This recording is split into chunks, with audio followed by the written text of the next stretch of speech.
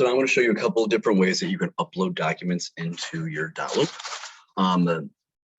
You will notice that in the section that has all the paperwork, you've got folders, and next to each folder on the right hand side it says add document. So that's the button you want to press. A lot of times people end up clicking on this add folder button, and that creates a new folder and you can't get rid of it. So you can click on add document. There's three different options. The first one is templates. So templates are when you want to add a like a fresh document or like an addendum that you're missing. So most of them are organized by a file folder. Different types are usually in here. And then to, let's say, to add one, you would, if you can't see them, there's a checkbox. There's boxes next to each one of these. When you hover over it, you'll see it light up. So you can click off this checkbox, and then you can click on copy. But in addition, you can check off more than one text box, and you can check off more than one text box in different folders. And then you'll see there's two in this one and one in that one. You take copy, and it's one way of adding documents. So again, using templates is for adding forms and contracts that are already in Dotloop that are blank. Okay. When somebody sends you something, or you scan it or whatever, you've got two other ways of adding them: browse and email. Okay, browse you should be familiar with. You click browse, and then you'll be able to pick which folder that you're looking for.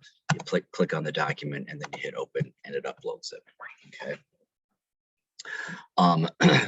Another really convenient way of adding documents is through the email service. So when somebody sends you an email with an attachment, that attachment will be uploaded.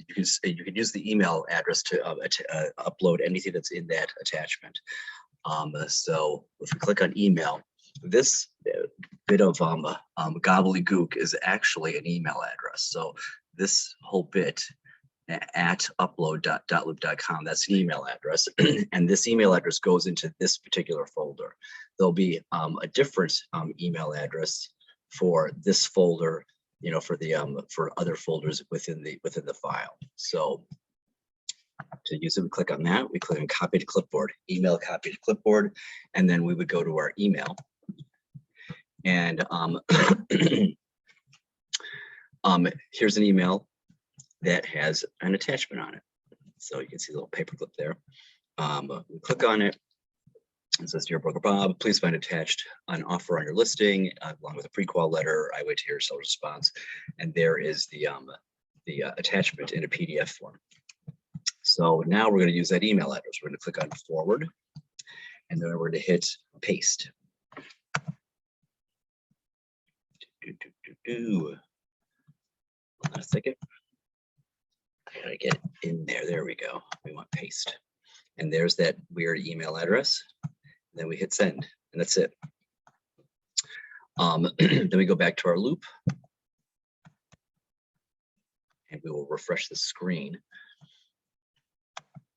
And ideally it'll come up. That's a fairly large file, so it takes a little while to upload it. While that is uploading, there is something I want to mention. The only type of file that you can upload into Dotloop are PDF files. So if you're trying to upload a JPEG or a Word document or Excel document, that is not going to work. You cannot upload this into the Dotloop, unfortunately.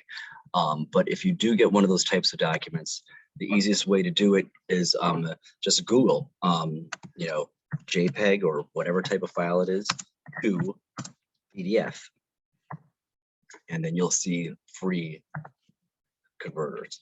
And these are all just converters. So you just click on one of these converters, and then you will, you know, do whatever it tells you to do. It'll upload your file, and then, or you can drop it, and then you'll hit enter, and it'll turn it into a PDF. Then you can download it and upload it back into Dotloop. So you can do that with almost any type of file.